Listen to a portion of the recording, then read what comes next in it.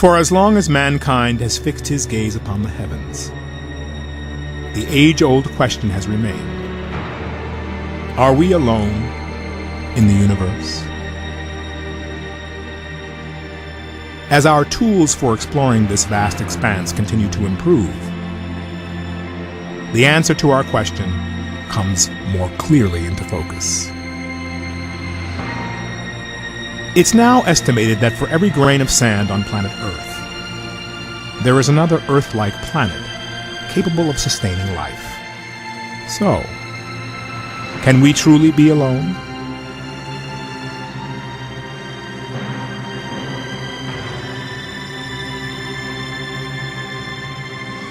I'm going to introduce a man who says there are more things between heaven and hell than any of us have accepted. And I have the witnesses and the documents to prove it. Ladies and gentlemen, Dr. Stephen Greer. On May 9th, 2001, 20 military, government, and corporate witnesses held a press conference in Washington, D.C. And these are folks who have been involved in so-called black budget or covert unacknowledged projects. They described a decades-long conspiracy to cover up extraterrestrial visitation to Earth. These unacknowledged special access projects are taking in at least $40 to $80 billion per year.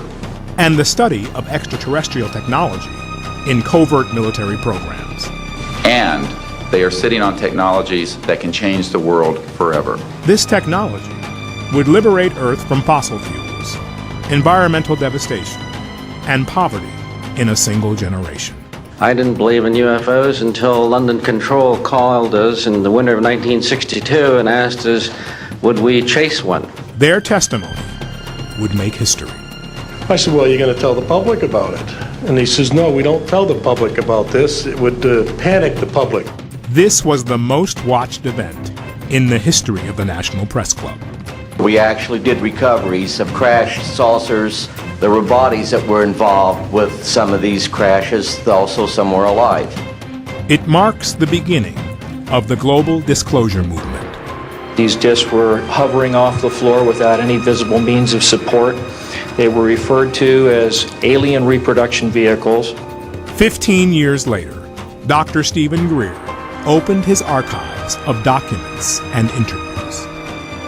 This information was refused to the President of the United States by the Director of Central Intelligence, George Bush Sr.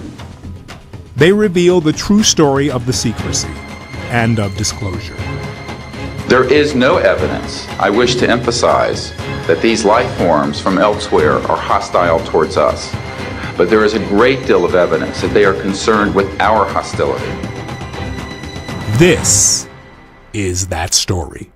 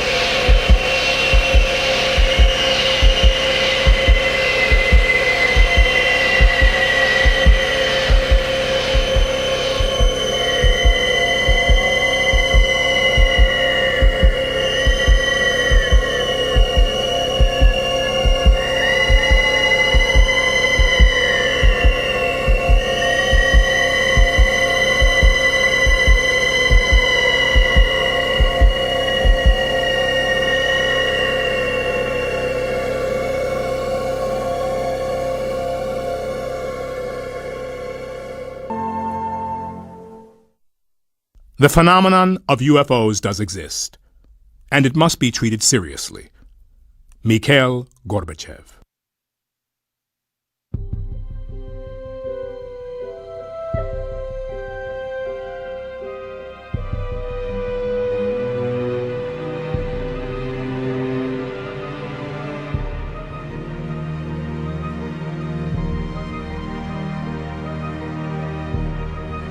One of my biggest disappointments over the last 25 years is those who lack the courage of their convictions.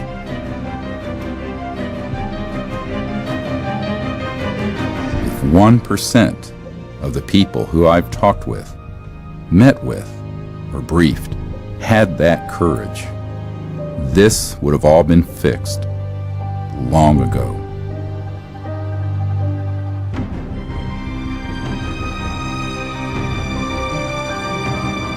I've always told them, if you won't do it, I will. So here goes. For all I know, we may be visited by a different extraterrestrial civilization every second Tuesday. But there's no support for this appealing idea. The extraordinary claims are not supported by extraordinary evidence. It's always asked, where's the evidence, or where's the beef on the UFO issue? In fact, we have so much evidence that Dr. J. Allen Hynek, who was in charge of Project Blue Book for the Air Force, stated that it's an embarrassment of riches. We have so much. I'm Richard Doty. I was assigned as a special agent with the Air Force Office of Special Investigations at Kirtland Air Force Base. I was a counterintelligence officer at the base. During my time there, my first few months there, I was briefed into a special access program involving the U.S. government's investigation and contacts with extraterrestrial, the visitation of these extraterrestrials to Earth. I can assure you that flying saucers, given that they exist, are not constructed by any power on Earth. President Harry S. Truman. And it started out with a crash at Roswell. Headline edition, July 8, 1947. The Army Air Forces has announced that a flying disc has been found and is now in the possession of the Army. Army officers say the missile, found sometime last week, has been inspected at Roswell, New Mexico, and sent to Wright Field, Ohio, for further inspection. Roswell's almost become a joke because there's so much myth and narrative around it. But if you look at the Guy Hotel document, it was a field agent sent to J. Edgar Hoover. 3 so-called flying saucers had been recovered in New Mexico. Each one was occupied by 3 bodies of human shape, but only 3 feet tall. It's become the #1 document viewed on the FBI website after we released this. Now the craft was more or less an oval egg-shaped craft.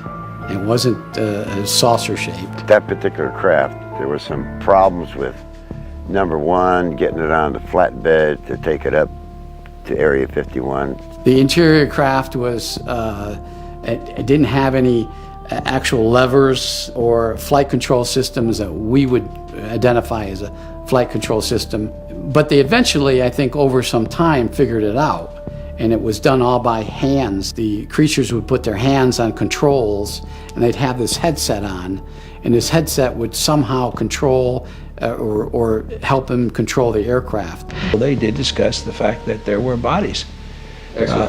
Extraterrestrial bodies, yes. The creatures were about 4 foot. Some of the creatures were mangled, were heavily injured, and their bodies were torn apart. There were 4 aliens aboard that thing, and those aliens went to Los Alamos. And we were told that the extraterrestrial went to Kirtland Field, Kirtland Air Force Base, and then on to Los Alamos. 2 pathologists said there wasn't anything in the anatomy books, there wasn't anything in what our medical schools. They had never seen anything like this. First I thought it was a child, because it was small. Then I looked at this head and all.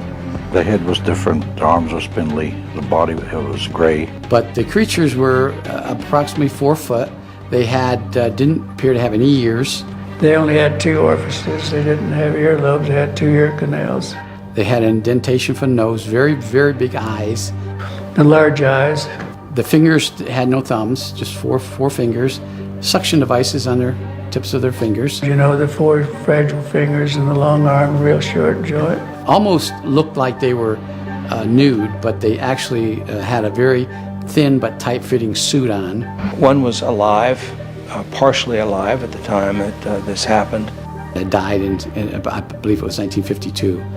But the bodies of the extraterrestrials that were found at the scene were in a deep freeze, placed in a deep freeze, and sent to Wright Pat Field in Dayton, Ohio. One of the briefing officers that was taking us around and talking about what was going on, they said there had been over 100 crashes in that Four Corners area.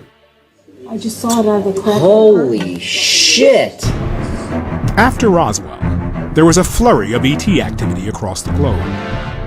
Dr. Greer spent 8 years trying to persuade members of Congress and other high-level government officials in the intelligence community to disclose what was happening, but to no avail. So in 2001, he formed the Disclosure Project. What you're about to see is first-hand witness testimony of events over the past 50 years. Many are telling their stories for the first time. This is only the tip of the iceberg, as hundreds more have given us their testimony, but are too fearful to go on camera, for fear of repercussions for themselves and for their families. I feel that the Air Force has not been giving out all the available information on these unidentified flying objects. You cannot disregard so many unimpeachable sources. Honorable John McCormick, Speaker of the House. I'm one of those what you would call the high government officials in the FAA. I was the division chief.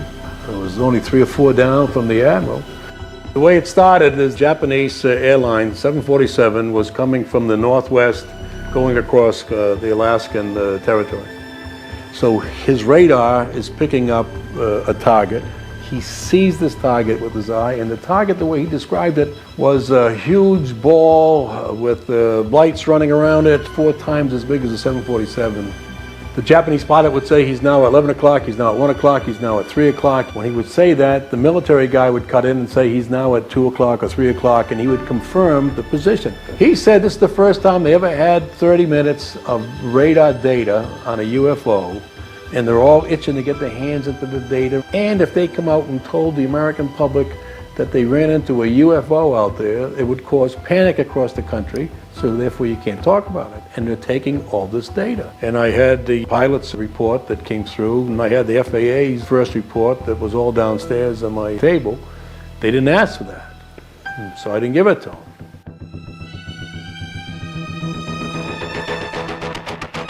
The plane that I was going to be flying in was an F-104, which was the fastest known aircraft to mankind at that time. So we're flying down the Rhine River, we're up at high altitude, and about that time, I spot a bogey at about 10 o'clock over here. I don't recognize the craft. I said, "Bogey, 10 o'clock. And the captain looked over there and said, "Well, let's find out." So he kicked it into afterburner, and we went after that, and it disappeared just like that. He says, "Please, whatever you do, do not say anything about this encounter. It will get me in much trouble." So that was my first introduction to cover up.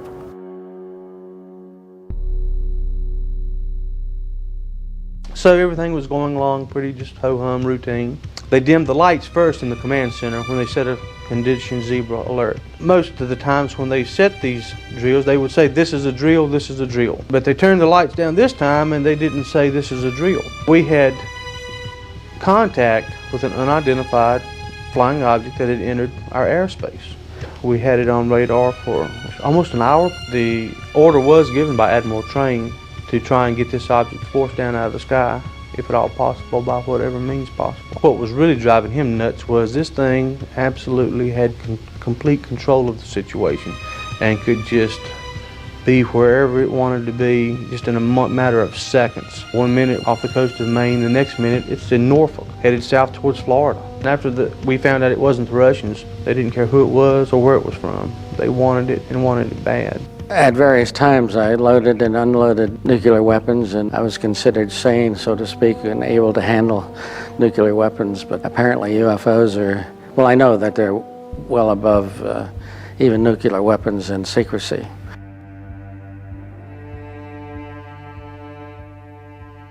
One particular night, we just finished our refueling mission. London Control called us and asked us if we would intercept a UFO over the center of England, roughly in the Stonehenge, Oxford area.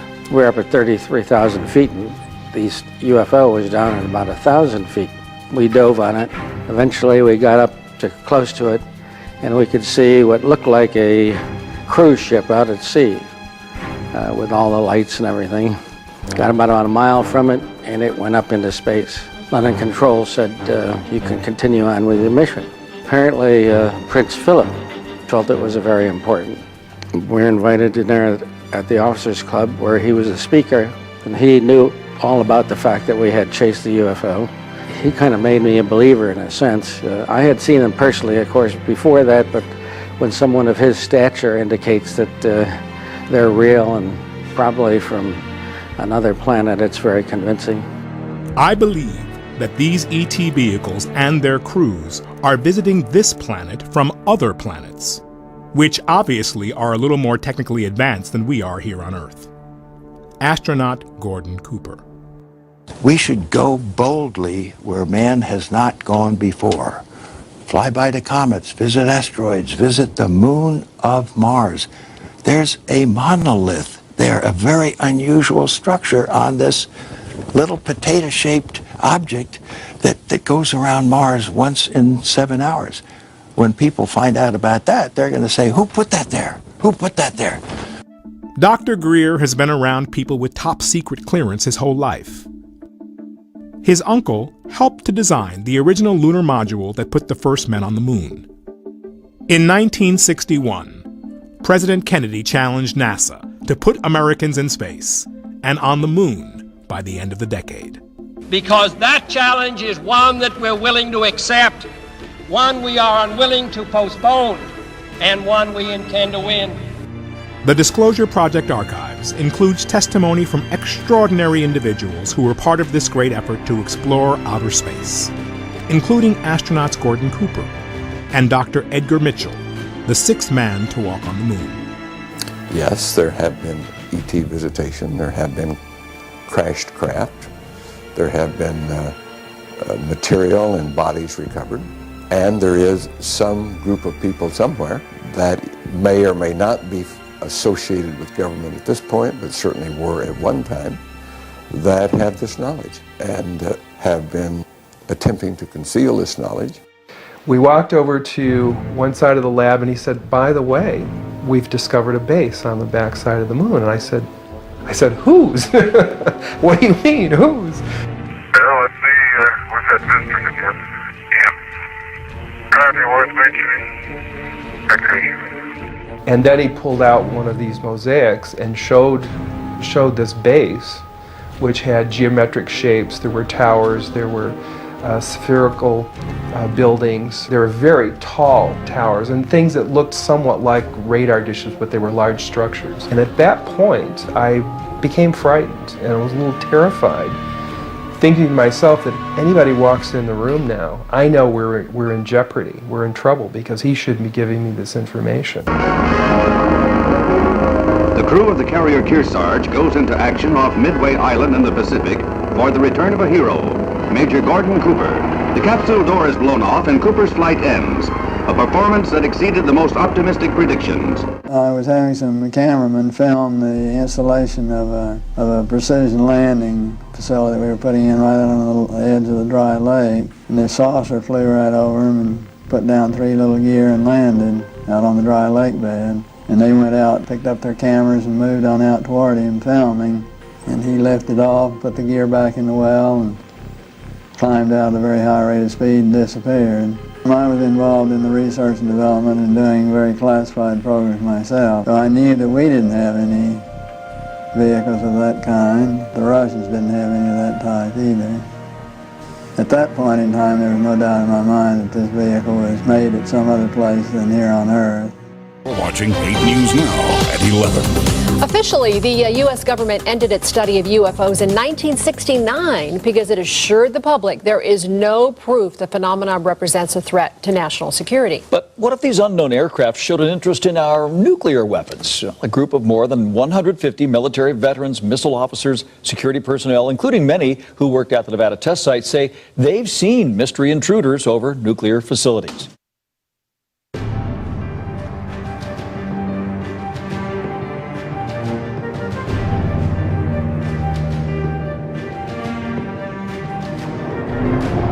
In advancing this concept, Vandenberg Air Force Base, California, has become the first aerospace operations center of the Air Force.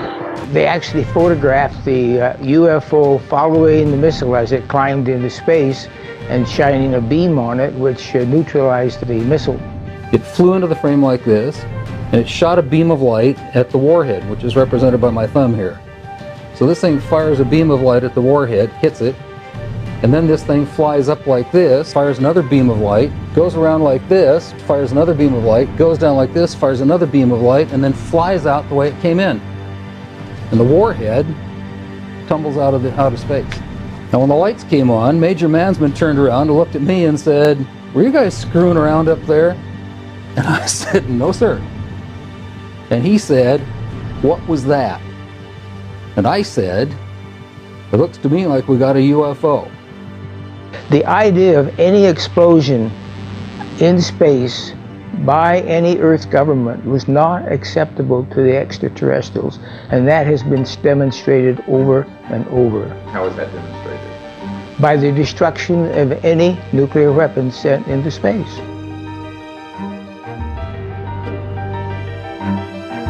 It was early in the morning.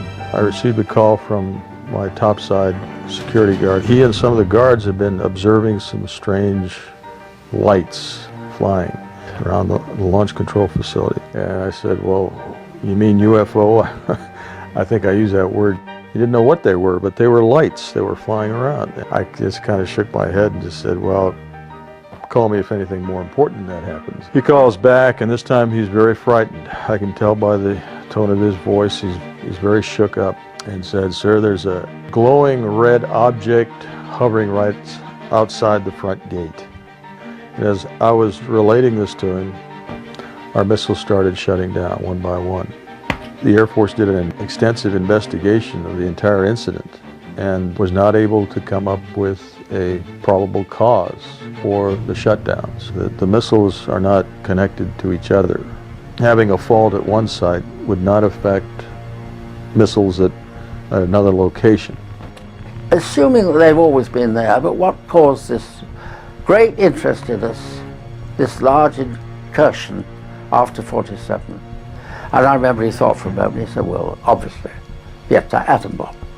A 1.5 stage, 132-ton ballistic device, now fully operational after an evolutionary background of more than 50 years of powered flight. Roswell was not the beginning. It was a turning point. We just dropped 2 bombs on a country.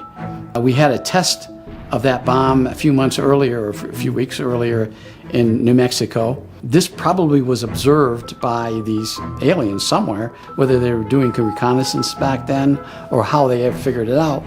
So they came here to observe and try to figure out what the heck was that. At the time of the crash, shortly after the detonation of the first atomic weapons, Roswell was the only nuclear-armed squadron in the world. If you accept the multidimensional theory, it's highly likely that we've done a hell of a lot of damage. In somebody else's world, they might have even done more damage there than we did here. The underlying theme that connects most of the Disclosure Project case files is the fact that these close encounters tend to occur near our nuclear facilities, suggesting that these visitors are deeply concerned with our hostility and the existential threat that we pose to ourselves and others. once we learned to split the atom.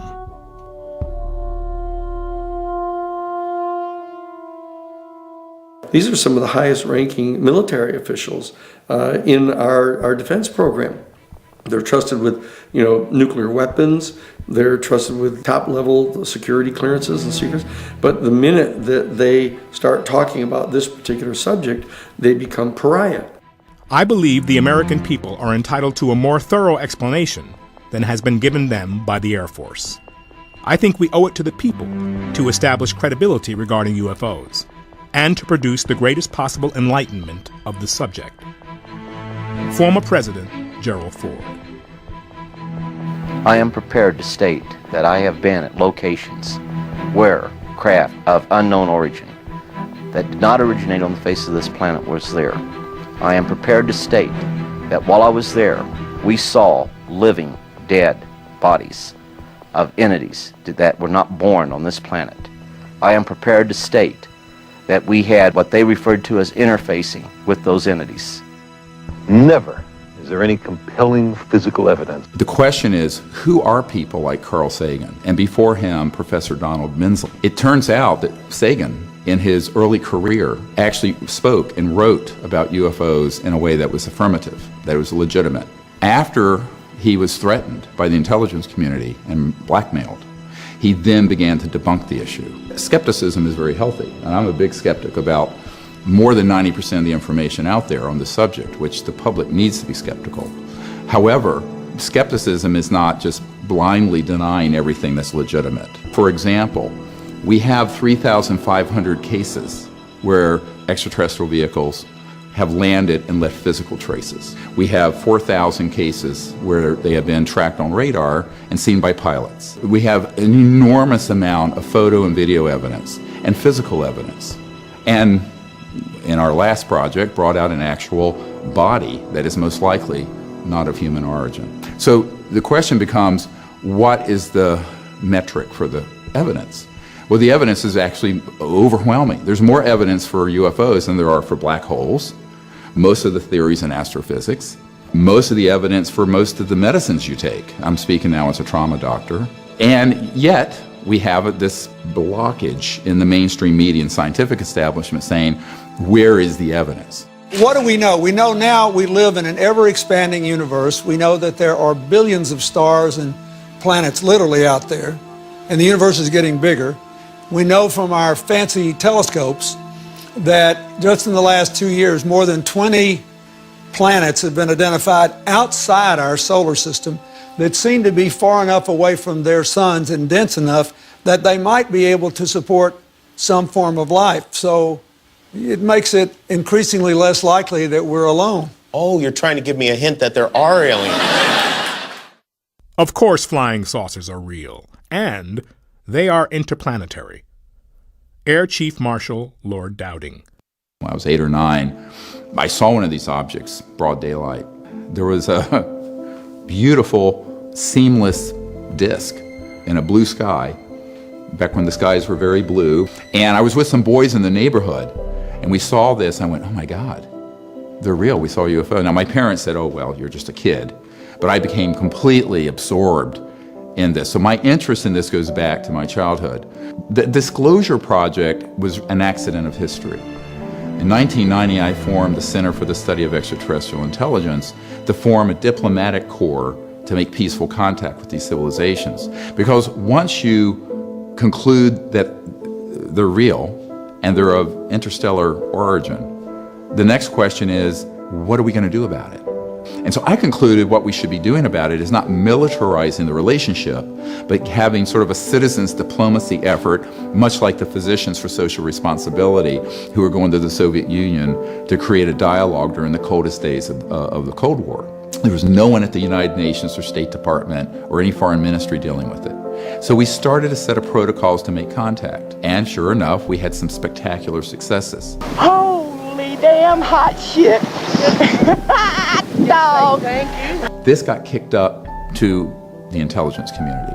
So by 1992, I was getting visits from the head of Army Intelligence, people inside the National Security Agency, and other three-lettered agencies. My intention was never to get involved with trying to disclose this issue. My interest was in this whole concept of making contact for peaceful purposes to advance our civilization from a planetary civilization to an interplanetary civilization. That was really the heart of my sincere interest. But along that way, and eventually a man who was friends with the director of the CIA, by the time Clinton became president, who said that you're going to be the first person to brief the director of Central Intelligence and the Clinton administration on this, because they have made inquiries and they have been lied to, which I did not believe. I mean, he was that blunt about it. This is really where I then went down the rabbit hole.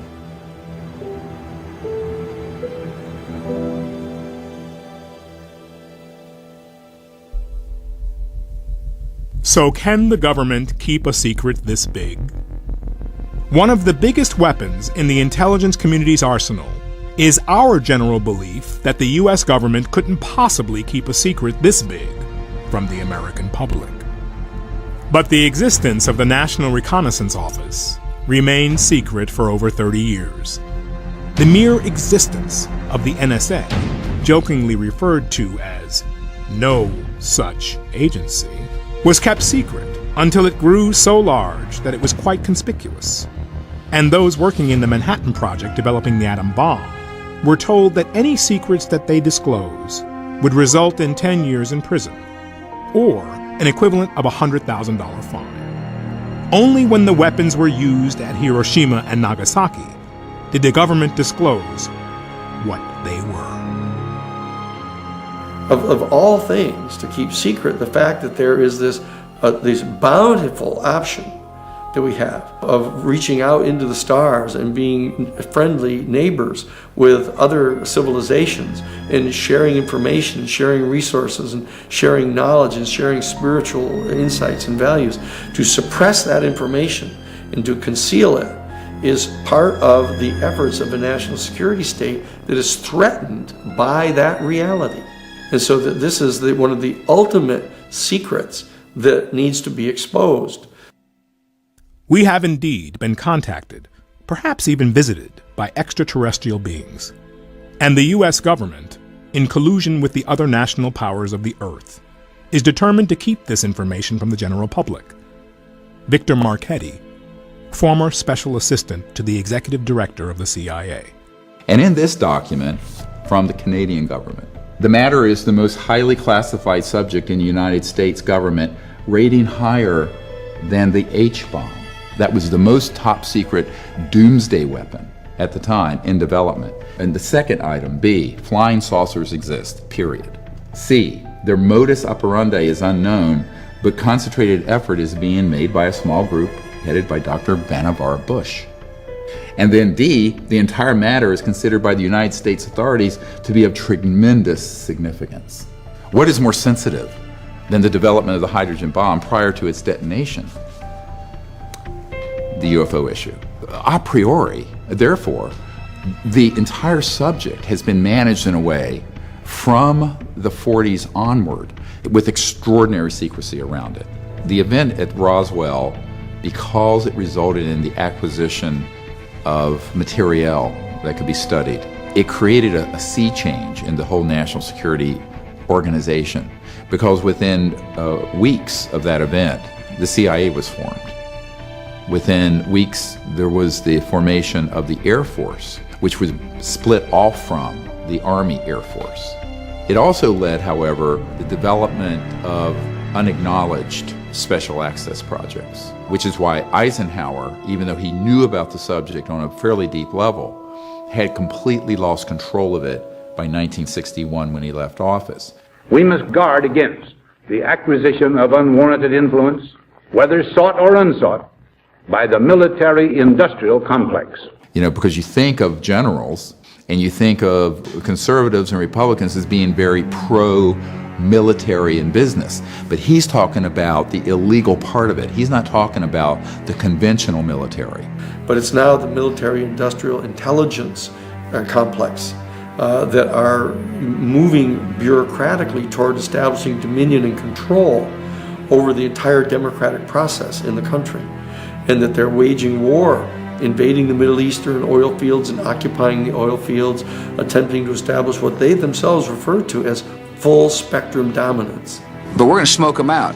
And so the public has to understand there began to be this bifurcation, this separation between legitimate national security and military operations and the deep black programs that are unacknowledged. We're talking about the black budget, the deep black, super secret, unacknowledged budget that runs in the $100 to $200 billion a year. I'm being conservative. My 03 budget calls for more than $48 billion in new defense spending. More money for the Pentagon when its own auditors admit the military cannot account for 25% of what it already spends. According to some estimates, we cannot track $2.3 trillion in transactions. 2.3 trillion with a T. That's $8,000 for every man, woman, and child in America. We're spending well over $100 million per day on classified programs that have no congressional oversight, no public scrutiny. There's no monitor of these programs. A number of these programs go directly through Congress, totally. When you start going through these documents, these programs start dropping off the radar screen. These are all classified programs within the defense budget, but they don't supply any technical information on the program. And if people think that the Congress and the President actually have a handle on this, they're gravely mistaken. They do not. This is where we get into the structure of secrecy. The structure of secrecy is complex and multifaceted. We've been led to believe that we live in a mostly transparent democracy, with the president at the top of the intelligence food chain, a true commander-in-chief. The reality, however, is much different. A shadowy government with its own Air Force, its own Navy, its own fundraising mechanism, and the ability to pursue its own ideas of the national interest, free from all checks and balances, and free from the law itself. There's secrecy that is legal, and unfortunately, where Edward Snowden made his mistake was by disclosing secrets, no matter how inappropriate it might have been that they were going on, that were being managed legally that the President and Congress and the intelligence committees knew about. A traitor to the United States. On the other hand, there's secrecy that is illegal. And these are the unacknowledged special access projects, USAPs, USAP for short. What they've done is they've formed this alliance among themselves of the industry that makes money by building war machines, the military that uses the war machines and justifies them, and then the intelligence community that is not really an intelligence community, it's a covert operations community, armed with military weapons and nuclear weapons, in that they're trying to push the boundaries now of establishing their dominion in full spectrum dominance over the planet. And in this document, first document that's on the briefing for President Obama's brief we put together that we gave to John Podesta, this document lists the compartmented operations out of the Nellis facility, what the public wrongly calls Area 51. I gave this document to the head of intelligence for the Joint Chiefs of Staff, Admiral Tom Wilson. Now this is J2. This is the guy who puts the intelligence briefings together for the Joint Chiefs of Staff of the United States of America. And he got hold of one of these compartments and he said, "Hello, I'm Admiral Tom Wilson. I want to be read into or briefed on this project." They said, "Yes, sir, we know who you are, and you don't have a need to know." You don't have a need to know. The head of intelligence for the Joint Chiefs of Staff. So this is where the military have been victims of the secrecy, because there are many generals and admirals and very good officers I've met with who have enormous responsibility that everyone, if you polled 1,000 people on the street, I think every single person would say something this sensitive they would know about, and if they didn't have knowledge about it, if they asked about it, they will be told. That is not true. There are very clear efforts to engage in covert programs and to keep the knowledge of those programs away from people, even in positions of constitutional authority. Dick Cheney, he would have a need to know. They call him Darth Cheney. We're talking about people way up in the defense industry, people who are running the skunk works, people like Ben Rich, like Kelly Johnson. So these unacknowledged special access projects do not care what your rank and position is. They care about one thing: Will you go along with their agenda? And this is exactly what happened when I met with Lord Hill Norton. Since my name has become connected with UFO matters in quite a big way in this country, I have frequently been asked by a person of my background, a former chief of the defense staff, a former chairman of the NATO military committee, what the reasons may be for governments wishing to cover up the facts about UFOs. That, I believe, is because governments fear that if they did disclose those facts, people would panic. The only thing he really wanted to know was, I was head of the Ministry of Defense, head of the Military Committee for NATO, head of MI5, MI6. Why wouldn't they have told me? And I said, well, sir, with all due respect, what would you have done if you'd found out that there was a project that was illegal, engaged in assassinations, that was keeping from not only our leaders and our constitutionally required oversight, technologies and information that would enable us to have a whole new civilization on this planet without pollution or dependency on Mideast oil or what have you. And he says, I wouldn't have stood for it for a bloody minute. And he was just in a rage about it. I said, that's why they didn't tell you. Several U.S. presidents are on record talking about the UFO mystery. Yeah, Presidents Jimmy Carter, Ronald Reagan both had UFO sightings of their own, but the current presidential campaign might be the first in which UFO disclosure has been championed by a major party candidate. When we had your husband, President Clinton, on this show, he said, I asked him about UFOs in Area 51, and if he looked in, because if I was president, that's the first thing I do. I go right into those files and see what was going on. Right. And he said that he did do that. Yes. And that he didn't find anything. Well, I'm gonna do it again. Yeah, why not? Right? And you know, there's a new name. It's unexplained aerial phenomenon. Unexplained aerial phenomenon, really? Yep, UAP. That's the latest nomenclature. I like the old one. I like UFO. I don't know why. Within a couple months of me briefing the CIA director, I get a visit from one of Bill Clinton's good friends to my home who says, they love what you're recommending, that the president do executive orders to declassify and bring all this information out. This man comes to my house and says, they really think that's a great idea. The president won't do it, it's too dangerous. And I said, well, he's the president. If he didn't want to be president, he shouldn't have taken on the responsibility and sworn an oath to the Constitution. And he says, yeah, but you don't understand. They don't think that they can protect the president. And I said, what do you mean? And he's sitting at the dinner table with my children. And he says, well, they're concerned that President Clinton will end up like Jack Kennedy. And I start laughing. I really started laughing out loud because I thought this is nonsense. This is like conspiracy kookville. He says, no, this is absolutely their concern, is that if he pushes on this, he is in mortal peril. Kennedy may have been engaged in a bit of a struggle with the CIA in attempting to get more information on the UFO subject, and that might account for his termination. And that morning, in two of the English-speaking newspapers, there was a picture of two UFOs. So I had placed those on his table where he was going to be sitting. And I said, good morning, Mr. President.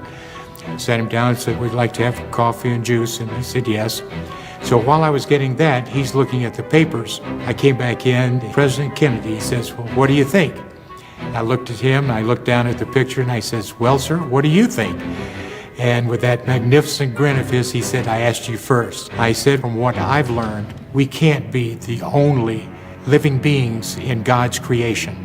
And he says, you're right, young man. There is considerable knowledge as far as the actual being of UFO and ET phenomena that we're aware of today. I am convinced that UFOs exist because I've seen one.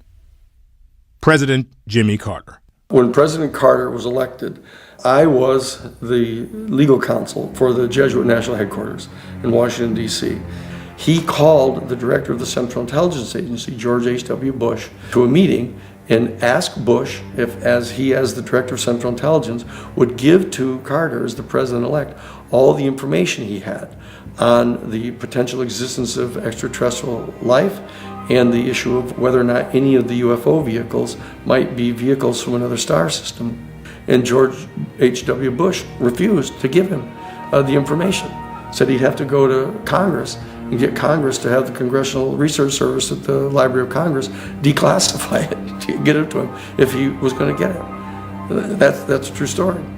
In some of these cases, absolutely, the president has no need to know because he's a temporary employee. He's strictly a temporary employee.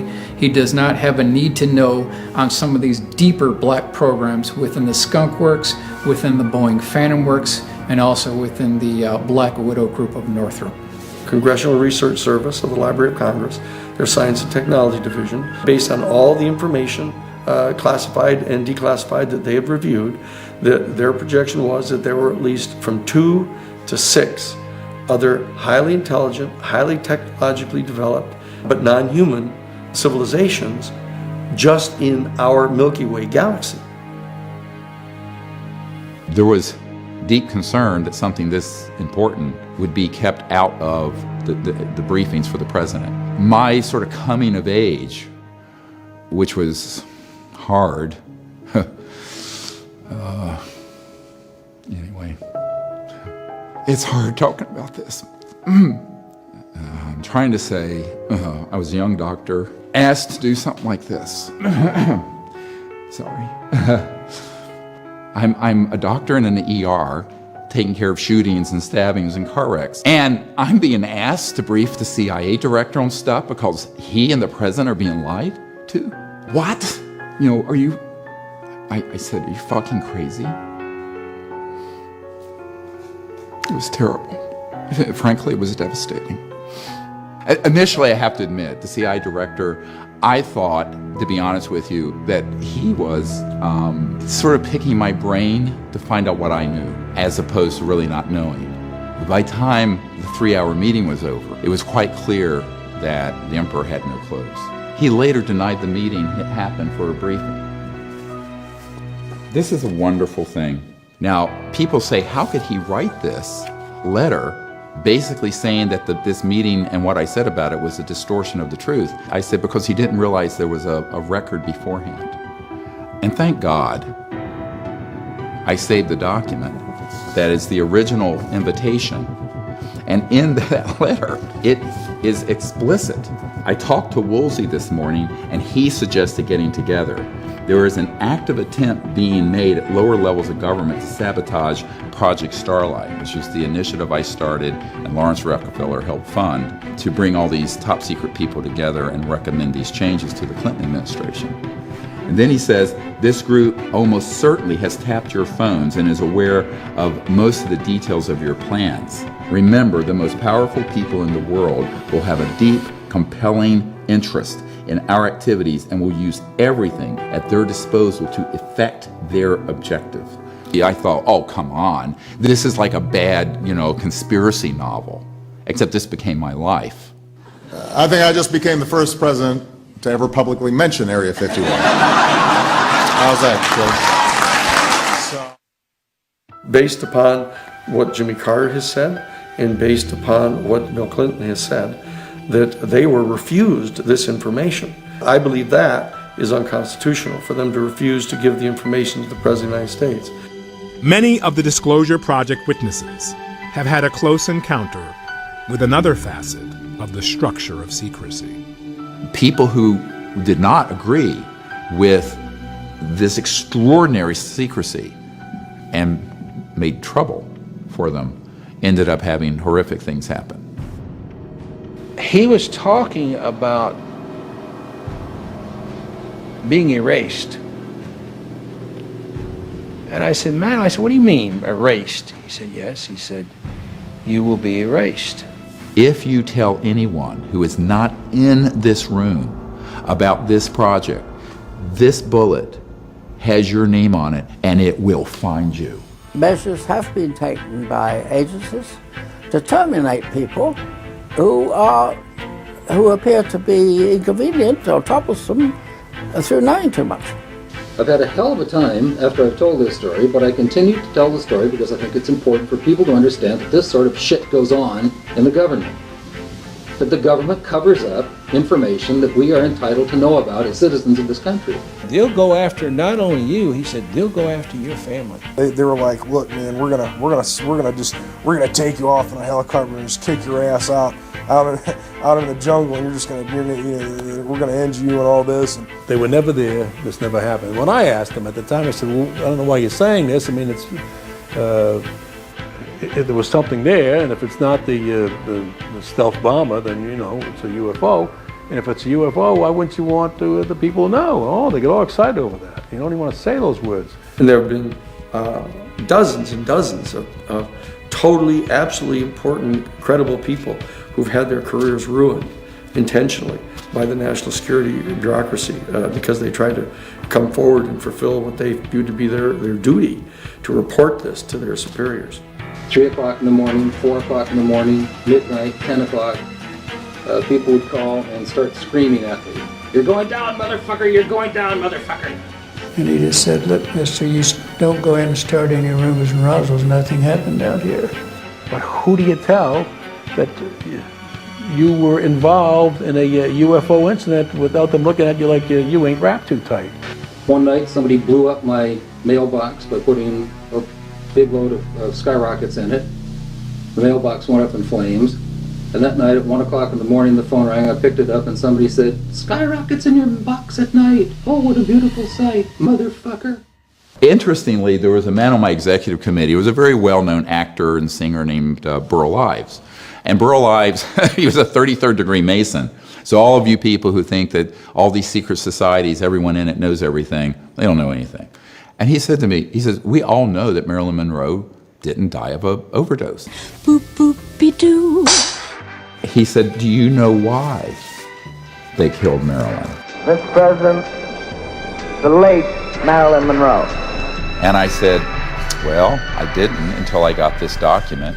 It's a virtual death warrant because she was found a couple days later. 3 August 1962, wiretap of telephone conversations between reporter Dorothy Kilgallen, who was looking into Roswell and other UFO issues, and her close friend Howard Rothberg, from wiretap of telephone conversation of Marilyn Monroe and Attorney General Bobby Kennedy. Rothberg discussed the apparent comeback of the subject with Kilgallen and the breakup with the Kennedys. This is referring to the fact that Marilyn Monroe had been having an affair with not one but both Kennedy brothers, and it was becoming conspicuous, so they broke it off. Rothberg indicated in so many words that she had secrets to tell, no doubt arising from her trysts with the President and the Attorney General. One such secret mentions the visit of the President at a secret air base for the purpose of inspecting things from outer space. Now, this is 1962. Kilgallen said that if the story is true, it would be a terrible embarrassment for Jack and his plans to have NASA put men on the moon. We choose to go to the moon in this decade and do the other things, not because they are easy, but because they are hard. The subject repeatedly called the Attorney General and complained about the way she was being ignored by the President and his brother. Subject threatened to hold a press conference and would tell all. It's a tragic situation because she was an actress. She didn't understand the national security state and the viciousness of those who want to keep these sort of secrets. It's at the aliens won't let it happen. You reveal all their secrets. They exercise strict control over us. Now, you know, there are a lot of people that are going to examine your facial expressions here, every twitch, everything, and say, and of course, so did you look? Did you see? Did you explore? I can't reveal anything. Oh, really? Because President Clinton said he did go right in, and he did check, and there was nothing. Well, you know, that's what we're instructed to say. One of the most powerful elements of the structure of secrecy has to do with the infiltration and control over mainstream media. It's a media of belief, a media of belief. The whole media is controlled by a few corporations thanks to deregulation by the FCC. You mean Disney, Fox, Westinghouse, and good old GE? They own networks from CBS to CNBC. They can use them to say whatever they please and put down the opinions of anyone who disagrees. We've observed firsthand the intelligence community influencing the media when they're trying to cover this story. We have memoranda after memoranda after memoranda citing the psychological warfare and propaganda value of the subject. This is a very important thing for the public to understand. How do you keep something secret? You hide it in plain sight. And I suspect that unless the Defense Department proves us otherwise, that it was probably some form of an alien spacecraft. And I think as a public figure you have to be very careful about what you say, because people can have pretty emotional reactions, and I said my goal wasn't to try to stir the pot. And now I'll ask Officer Stein and his colleagues to escort the accused into the room so that we may all look upon the guilty party. Don't get him too close to me, please. In the alien costume, the governor's chief of staff. Now, this just goes to show that you guys are entirely too serious. So it's there. Everyone, I mean, there's 5% of the U.S. population have seen these objects. But you create an environment where the subject is so pilloried and ridiculed that no respectable scientist or doctor would want to be identified with it. Internal documents from the Defense Department and intelligence agencies explicitly stating that they want to have this campaign of ridiculing and destroying the credibility of completely credible, completely honest eyewitnesses to UFO sightings, and even sightings of extraterrestrial beings on the ground, that they want them discredited. They want their credibility destroyed. If someone comes out and says, I saw a UFO on TV, the only ones that see a UFO in the TV programs are the rednecks out in the country that are going coon hunting or alligator hunting at night.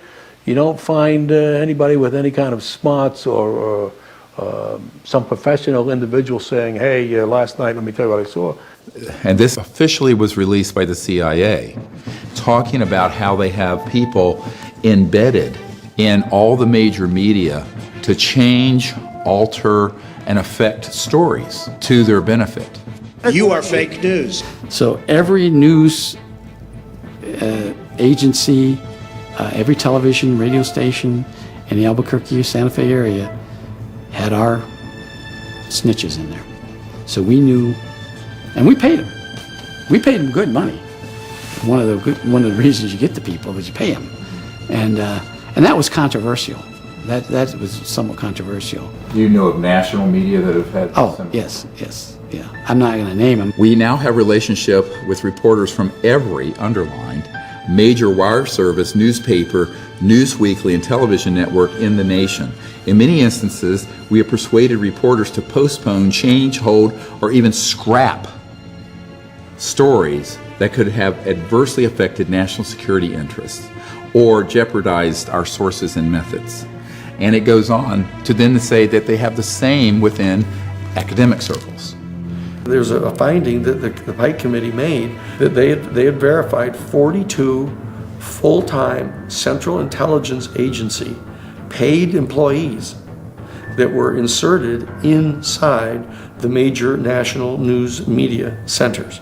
And most of them ended up being the so-called national security reporters. The man turned to me, and this is a board member of Time Life, and said, Dr. Greer, we basically are scribes taking dictation from the right hand of the king. The fourth estate is dead. I know reporters for Time magazine who've told me specifically that they've provided the stories and their editors have spiked them. Yeah, the high-level producers and directors, yeah. And how were they paid so that it wasn't? Cash. Yeah, you pay. What you do is you make them sign a form and you tell them, you got to report this to IRS. But whether they do it or not, you're not going to give your form to IRS. I paid, better not say. Some of them are large. If you, Ms. McLean, know of any proof about aliens, you can give it to me, and I guarantee you I will get it out. But I am skeptical. Based upon my experience representing NBC and representing the New York Times, I know that they will refuse to publish information, which in my judgment is clearly important information for the public to know. The corruption of the media means that you have then undermined democracy and our basic constitutional protections. Because if you control the information flow through the elite media, and the only place you can get this information is through the tabloids, where they want it because it's discredited there, or on the internet where there's so much false information that's mixed in with the real information that you don't know what to make of it. There creates this complete confusion. When you go to a supermarket checkout and you look at the tabloids, what you may be reading there are actual stories of actual events, but when it's portrayed through the tabloids, it gets discredited. And they're ridiculed and their careers are destroyed pursuant to a very specific self-conscious official program. Now this has worked for 50 years. Why would they change it now? This is the technique they've used. It is time for the truth to be brought out. Behind the scenes, high-ranking Air Force officers are soberly concerned about the UFOs. But through official secrecy and ridicule, many citizens are led to believe the unknown flying objects are nonsense. I urge immediate congressional action to reduce the dangers from secrecy about unidentified flying objects. CIA Director Vice Admiral Roscoe Hillenkoetter. And so we're sort of living in a Truman Show here. Everyone thinks we have a free press. We don't. We have a democratic process where all these sort of sensitive issues will be handled legally. We do not. And that we have an uncorrupted scientific establishment, which we do not, and which we will prove. The structure of secrecy extends to the scientific and academic arenas, where a deliberate effort to spread disinformation has been going on for decades. From professional debunkers to CIA-funded committees, our trusted academics and scientists have been complicit in the secrecy. A lot of people see something, and a lot of people see things that are really they can't identify, but that doesn't mean it's quite a leap. I believe that people report seeing things they cannot identify, but after spending 25 years, I've found not a shred of evidence that we have alien visitors in our skies. Look, this would be the greatest discovery in the history of science. NASA would be elated. Of course, they'd go to Congress to get more funding. Why would anybody cover this? Let's do this other little thought experiment, everybody. Are you going to do this with baking soda and vinegar, Bill?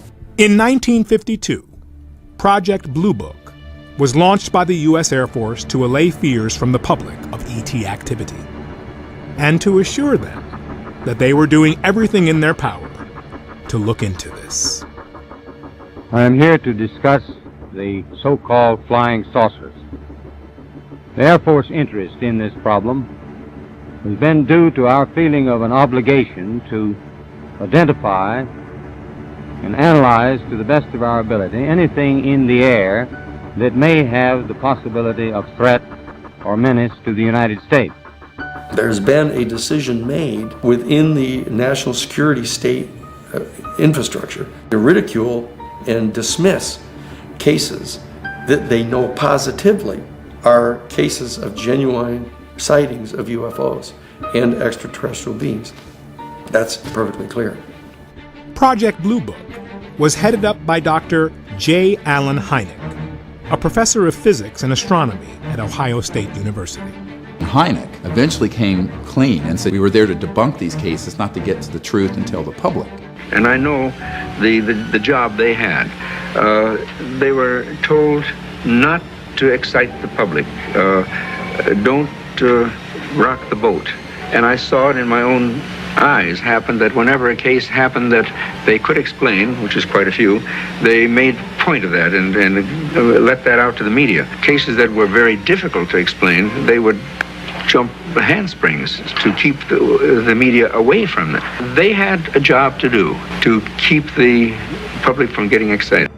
However, there have been a certain percentage of this volume of reports that have been made by credible observers of relatively incredible things. It is this group of observations that we now are attempting to resolve. In response to Project Blue Book, an academic committee was formed in 1953 called the Robertson Panel, comprised of some of the most respected physicists and astronomers of the day. The Robertson Panel was tasked with providing a fair and independent academic analysis of the UFO case files. And in this document, it says point blank that the people who are on this committee are answering and working with the CIA, but that can't be disclosed. And these are esteemed scientists in academic university settings. It says point blank, when there's a very strong piece of evidence, we need to set up something so we release a certain type of balloons and film it so that it will look like that, to sort of debunk it. And we need to engage astronomers and amateur astronomers and set up a sighting situation where we show them some evidence and then show them how it's debunked. Fast forward to 1968. The Condon Committee was formed, led by Dr. Edward Condon, a professor of physics at the University of Colorado. Now, ostensibly, this was an objective scientist who was heading up a committee to tell the truth, because I'm a scientist. These guys are scientists second. They're humans first. And it says it cannot be allowed to be known that Dr. Condon et al. Are actually working with the CIA for these psychological warfare and spin factors. I concluded that this was not an objective study. So I wrote a letter to Condon, and he was so furious at that he called up James S. McDonald, who was at that time the chairman of the newly merged Douglas and McDonnell aircraft companies, and tried to get me fired. This is in these documents. This is not a theoretical case. This is why I say you form a committee when you want to kill something. I must admit that any favorable mention of the flying saucers by a scientist amounts to extreme heresy and places the one making the statement in danger of excommunication by the scientific theocracy. Frank B. Salisbury, Ph.D.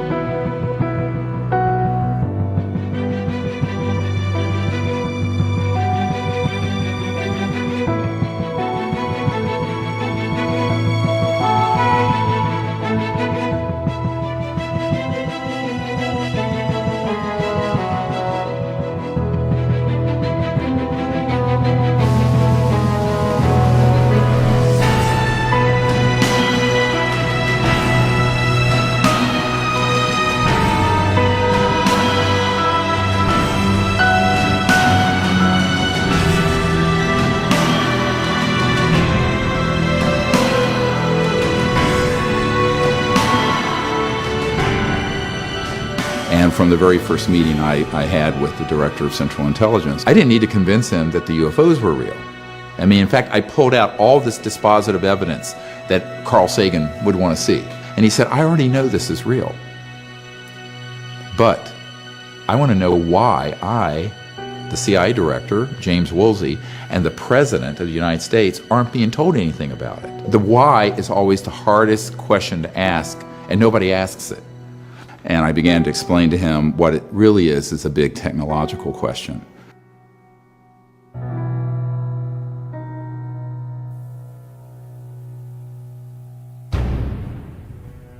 We have lost 100 years of evolution on planet Earth. A true lost century. Huge progress was made in the 1920s, as Nikola Tesla developed energy generation technologies that could power the Earth, drawing endless free energy from the so-called empty space around us. So-called empty space isn't really empty at all. It's actually full of energy. So instead of being like kind of a quiet, empty lake, it's more like the froth at the base of a waterfall or something. The amount of energy in a cubic meter of space-time was 10 to the 26th power. It's a 10 with 26 zeros behind it, joules per cubic meter. And that's enough energy, even in a coffee cup, to boil all the oceans of the Earth completely away into steam. The acronym Unidentified Flying Object is a deliberately obfuscating term. And what it really is an alternative energy and propulsion system. They had a piece of, they thought was plexiglass, a rectangular piece of plexiglass, for years before they figured out it was the energy device for the craft. And it was connected in such a manner that this device could power a very small watch up to a city. Power was determined by what the demand on it was. And so each craft had one of these. The implications of free energy go far beyond keeping the lights on in your home or running your car without gasoline. Most of the cost of making anything, from growing food to constructing a skyscraper, is the energy used to mine the raw materials out of the ground. Ship, process, ship again, package, and deliver. A free energy society in which the cost of manufacturing and agriculture move towards zero would mean endless abundance for everyone on Earth. They already exist. It's not like they even have to be invented. You and I, the taxpayers, have already paid trillions of dollars, literally, in super secret black budget funding to develop these systems. This is the society we could have had a century ago. We could get rid of smog. We could get rid of pollution. You wouldn't even need solar panels at this point. We could change transportation in a microsecond. The way we build homes would be completely different. The way we govern our lives would be completely different. And all the literally hundreds of trillions of dollars in assets that are in coal, natural gas, uranium, nuclear power, public utilities, they're all obsolete. Many people would say, well, doesn't that mean the secrecy's been a good thing? I said, well, that would be like saying we should have never come out with the automobile because the horse and buggy manufacturers would have gone out of business, or come out with computers because Royal typewriters didn't get ahead of the curve and they went out of business. When we go outside and we look at our cars, we look at our airplanes, we're already looking at dinosaur technology. It's laughable where we are right now. We should be at least 100 years ahead of where we are right now. And there are still files on this issue classified top secret from 100 years ago for the same reasons, because the macroeconomic order of fossil fuels, petrodollar, a handful of industrial elites and corporations would be completely transformed. But the folks who actually call the shots in the multi-trillion-dollar global economy, they don't want to see that happen. They know that if that power was delineated to the average person, we wouldn't need them anymore. They don't want it today, and the likes of J.P. Morgan and others back 100 years ago didn't want it. When they found out that Tesla had passed away in the Hotel New Yorker, they came in, they had the manager of the hotel open the safe, and they took all of Tesla's papers. And this was to the director of the FBI from the Department of Defense in a turf war trying to get that information and lock it up. This is not a contested document. This has been officially released.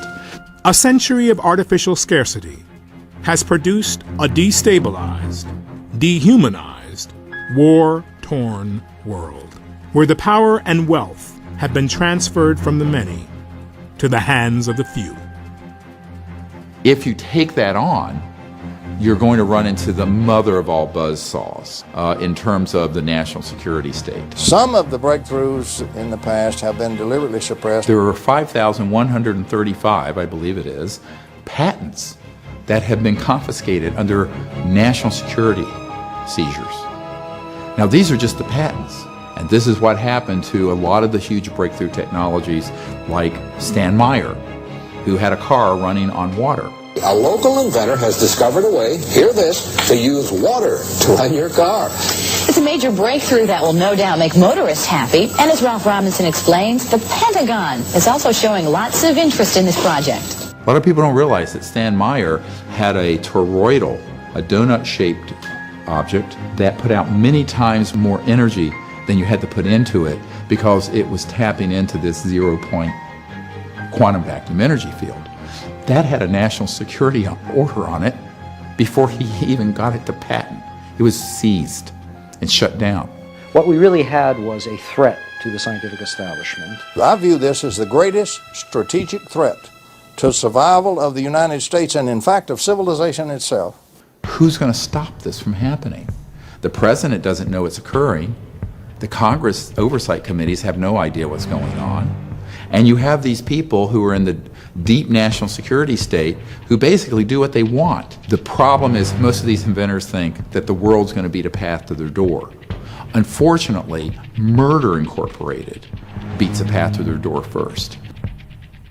But free energy technology was only one half of the equation when it came to advanced extraterrestrial technology.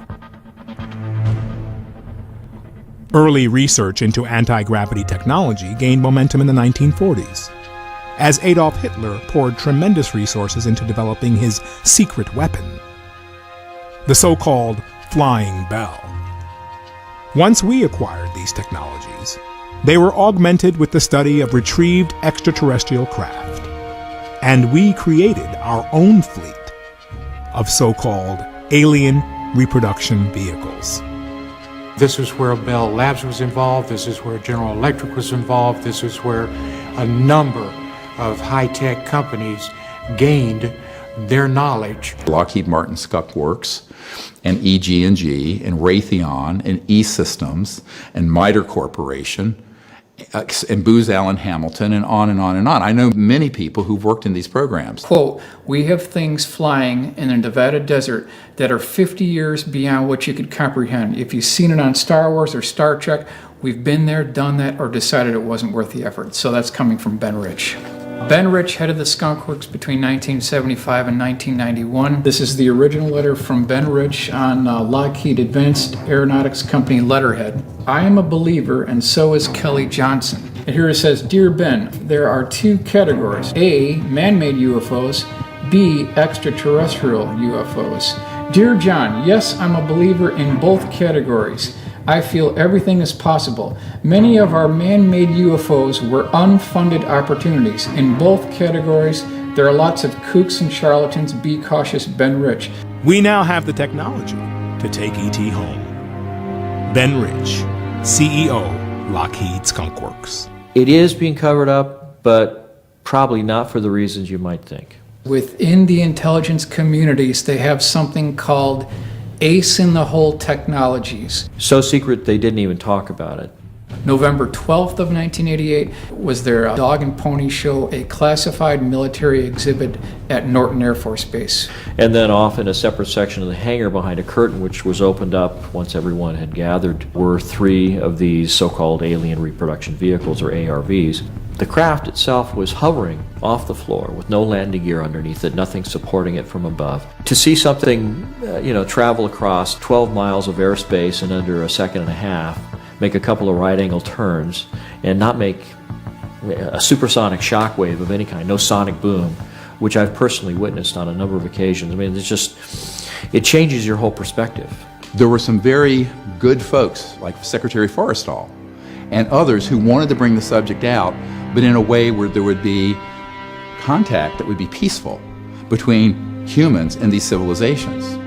But there were other people who saw the big gold mine of militarism and war profiteering and the psychological warfare value. Their mandate, repeat, their mandate is to lie, deny, and deceive. There are people who've had experiences with the technology that we're not able to handle it psychologically because it defies reality.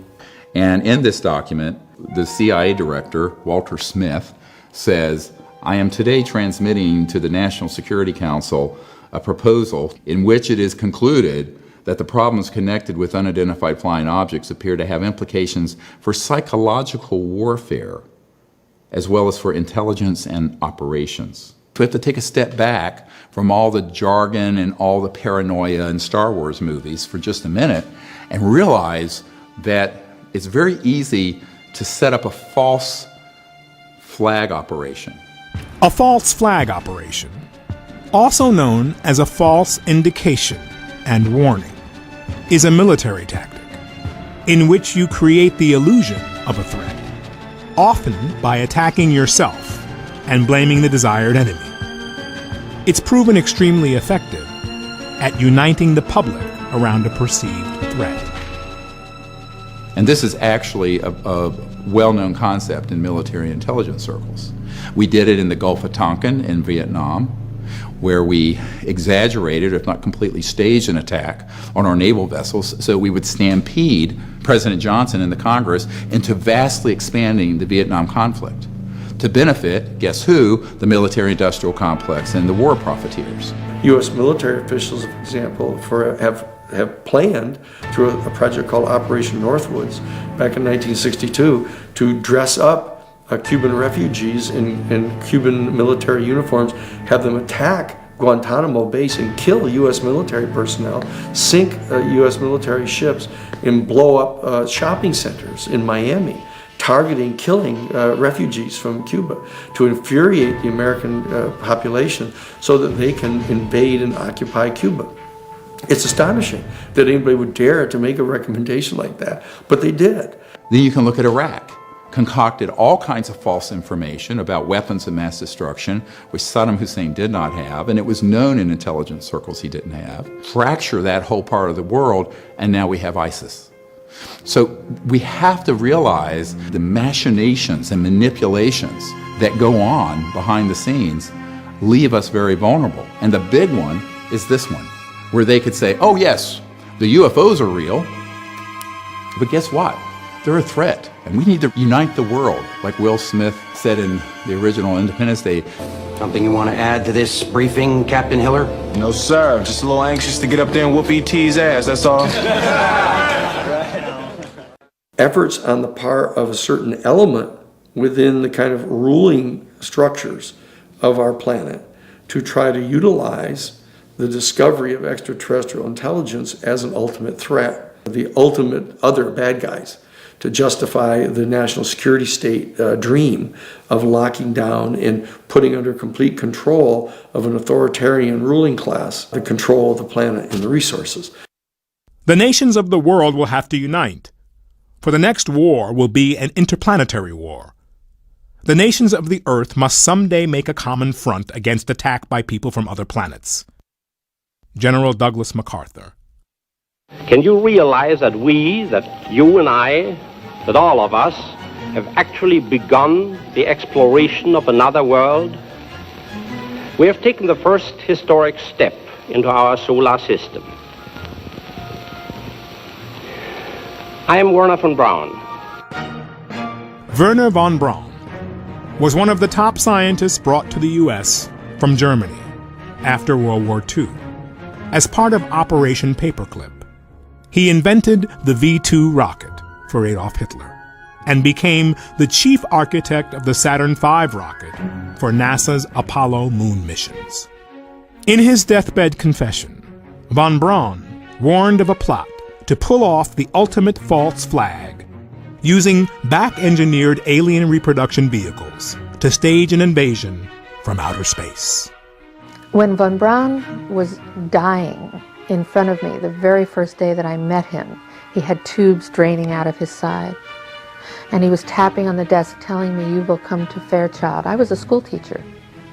"You will come to Fairchild and you will be responsible for keeping weapons out of space." The strategy that Werner von Braun taught me was that first the Russians were the enemy against whom we're going to build space-based weapons. Then terrorists would be identified. Then we were going to identify third world country crazies. The last card is the alien card, and all of it, he said, is a lie. A lie. Have you been exposed, or did you come across in your career and your network the false INW or the deceptive indication and warnings projects related to this? Yes. And what did you find out about those? That's pretty hush. I don't think I should talk about that. Yeah. I mean, that's where when I briefed the head of the Defense Intelligence Agency, that was the main subject. That is, that's very sensitive. Yeah, it's very sensitive. Yeah. I occasionally think how quickly our differences worldwide would vanish if we were facing an alien threat from outside this world.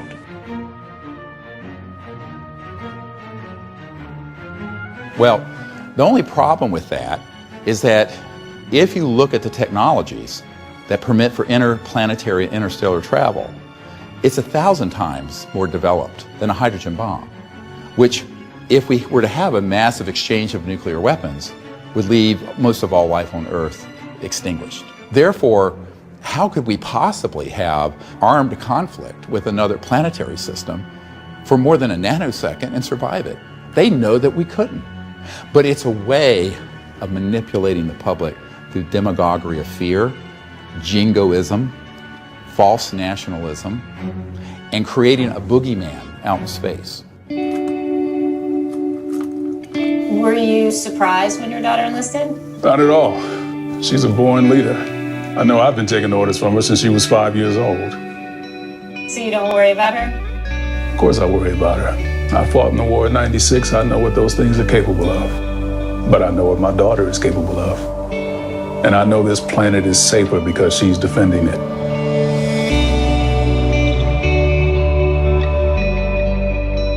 They could pull it off. They could definitely pull it off. Right now, they have the technology to mimic the form, fit, and function of extraterrestrial UFOs. They have the technology, absolutely. It's seamless, and you can never tell the difference. If they do have a false flag invasion, they're going to use one of these. This is the Hudson Valley Boomerang. This is 1982 to 1989. Over 25,000 eyewitnesses reported this craft. They can use the saucers, the cigars, the pyramids, the triangles as a united coalition, and that's how they're going to do it. We're talking about 150 to 172 feet across for the wingspan, which is the identical wingspan of the B-2 stealth bomber. So the question we need to ask is, was some of that $22.4 billion used on the B-2 poured into this program? It's the exact same time frame. When they power up and when they accelerate, it looks like a spark off a grinding wheel, and you could never know the difference. So if they wanted to hoax an alien invasion, they could do it, and they could do it in a way that's 100% believable. They started doing all kinds of psychological warfare entrainment of the public by staging hoaxed events, such as cattle mutilations. Oh, it's a flying saucer who did that. It's a covert paramilitary program, human. So if you wanted to start indoctrinating people into a false threat from outer space that Wernher von Braun warned us about, you would start staging events that look alien, but that are completely man-made, that are scary and scare the hell out of people. UFO encounters are categorized into 4 groups. Close encounters of the 4th kind include people who claim to have been abducted by extraterrestrials. If you had a close encounter of the 4th kind and you are back, we're anxious to hear from you. Inner stage left, you got these sort of anti-gravity devices with creatures that look like ETs that are actually man-made robotic systems. They're called programmed life forms. And you start doing select interfaces with the public. We did do that, yes. OSI did that. There was a special group out of the 7602nd Air Intel Wing at Fort Belvoir. They came out and did that. They had these people that had maybe some sort of defects, anatomical defects that were brought in to fool people into thinking they're aliens. Yeah. I can't give you any specifics because the program is still classified, and they probably still doing it. I wouldn't doubt it. They were still doing it. So they've already got this psychological warfare already embedded into the minds of people to expect an extraterrestrial, not a secret aircraft, but an alien craft. So when they do pull this, they'll already have everything ready to roll. These civilians got onto the base and got into something. They saw something they weren't supposed to see, and this group came out and went into their home and scared the dickens out of them and staged an alien event. Exactly. The government will use the extraterrestrial phenomenon to cover their own deep black programs, and so that's the fight that we're up against here. And then it makes it out through the movie industry and the UFO lore and the internet and what have you, and it starts creating this specter of a threat.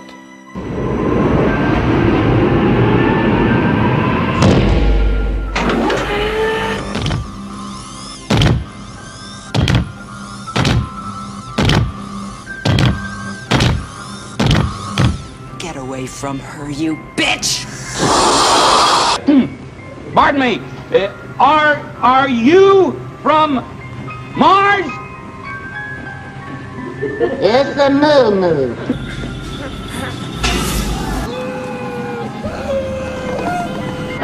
Nichts Deutsch? It's a moo-moo.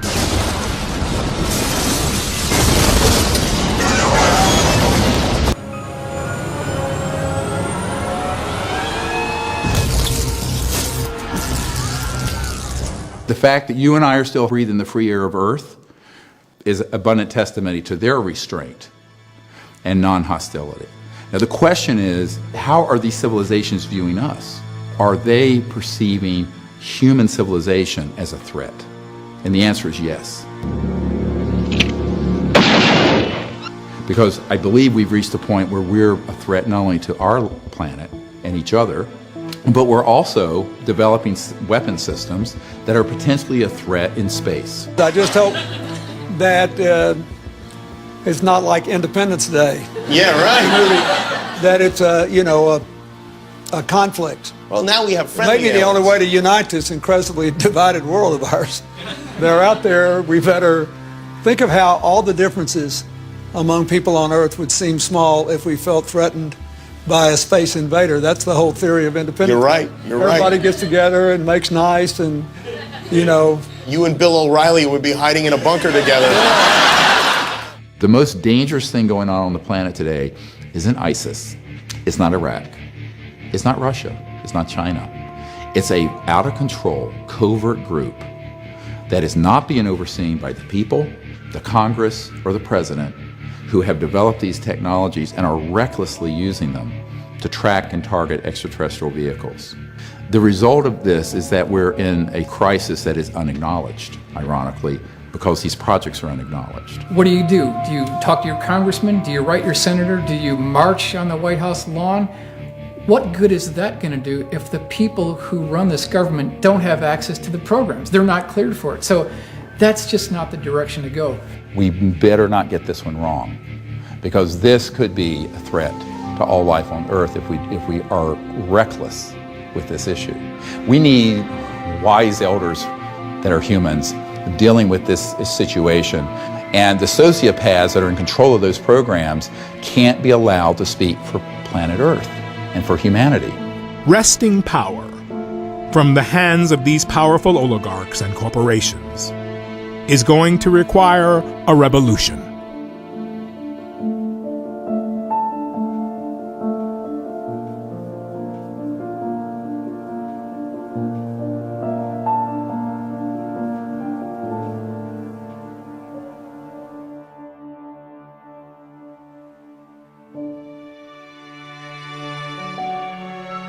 One of the more hopeful events that happened over the last decade was I get a letter from the Ministry of Defense, and it's dated 16th of January 2007, urgent, and it's signed by Admiral Pierre Morin. And he was in charge of providing briefings on this issue for then President of the French Republic, Sarkozy. They learned protocols to make contact with these civilizations for peaceful engagement. So here you have a major country, a nuclear power, making a commitment to do this. And we eventually go to France, and under the cover of a quasi-public event, the Admiral and his assistants are there, and we do the protocols for contact. And they track ET craft coming overhead at 200,000 kilometers an hour. But what it shows is that governments around the world can actually do a lot if they wanted to break the mold of secrecy and do something helpful. And this is the proof that that's happened with a major country. This is arguably the most important UFO document in history. The irony of it is I couldn't disclose it for quite a while until that president, Sarkozy, was out of office and these folks were not in harm's way. There was an invitation extended from the Vatican to some 40 world scientists to come to Castel Gandolfo outside of Rome, where the Pontifical Observatory is. And they spent a week briefing the highest level members of the Vatican. They came out with an official press statement.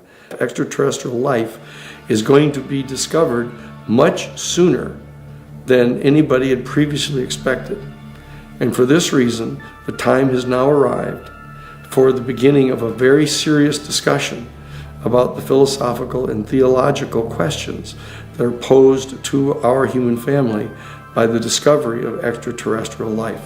There are civilizations that we need to communicate with. And I think we've reached that point in our evolution as a human race that we need to recognize that. And the thing that disturbs me is that the U.S. is going to be a third world nation in that field if we're not careful, by having all of this secrecy and refusing to set up any kind of diplomatic protocols as I know that you have called for and I believe in very strongly. The biggest event in the history of humankind is the discovery that we are not alone, that there are other living entities, intelligent entities, in this universe or other universes, and that we aren't here alone. That's a huge, enormous discovery. I think it's long past time to open this up to the public. Give us information to the young people of the world in this country. They want to hear it. They want it. Give it to them. Don't hide it and tell lies and make stories. They're not stupid.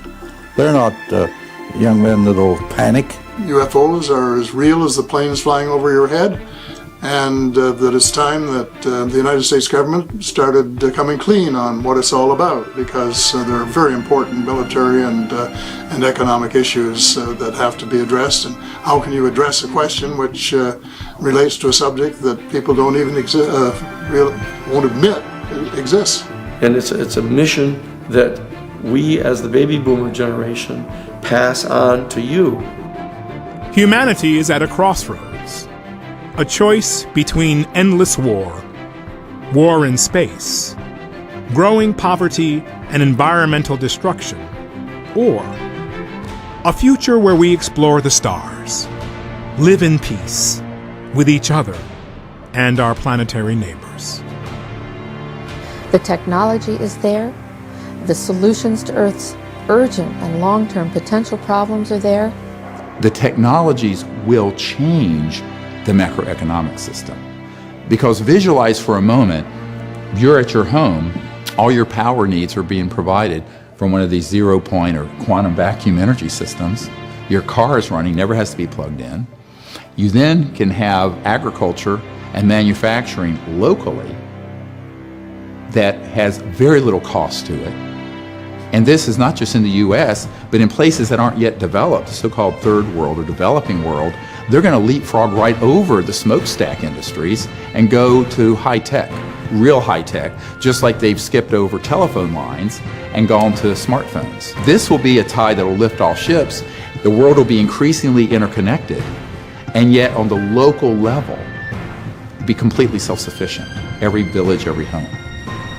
And this is something that is the biggest change economically in the history of the human race. It's a big nut to crack, but I think that if you could do that, I think that people would stop looking at each other with a certain level of hostility like we do now. I guess it's kind of corny, but it's that bright future that I see that we could all attain if just a few things could be changed. Imagine interplanetary trade, how exciting that would be. You have to adjust your cosmology, you have to adjust your whole concept of our human species being at the apex of all biological evolution in the universe. And you also have to, of course, modify your judgment that the entire universe was created just as the stage upon which the drama of the human development is unfolding, that there's a lot more going on in the universe than just that. And this is why it's time for the people to lead the whole ending of the secrecy and do the disclosure.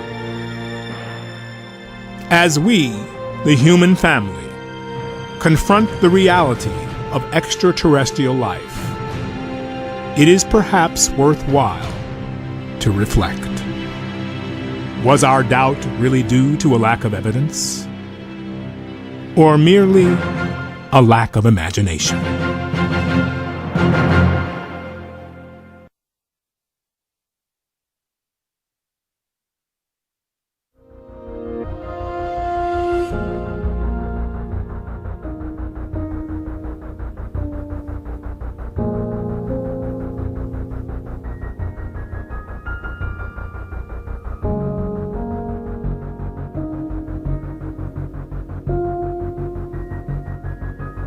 when it comes to Area 51 and whether or not the U.S. government knows of aliens, should Secretary Clinton be elected president? Well, what I've talked to the Secretary about, and what she said now in public, is that if she's elected president and she gets into office, she'll ask for as many records as the United States federal government has to be declassified. And I think that's a commitment that she intends to keep and that I intend to hold her to. Have you seen any of these documents? You were White House Chief of Staff years ago. Have you seen President Clinton asked for some information about some of these things, and in particular, some information about what was going on at Area 51. But I think that the U.S. government could do a much better job in answering the legitimate questions that people have about what's going on with unidentified aerial phenomena, and they should, the American people can handle the truth, so they should just do a thorough search. What is the truth? And open it up. Is there evidence of alien life? That's for the public to judge once they've seen all the evidence that the U.S. What do you think? What do you think personally? What do I think? I think there's a lot of planets out there.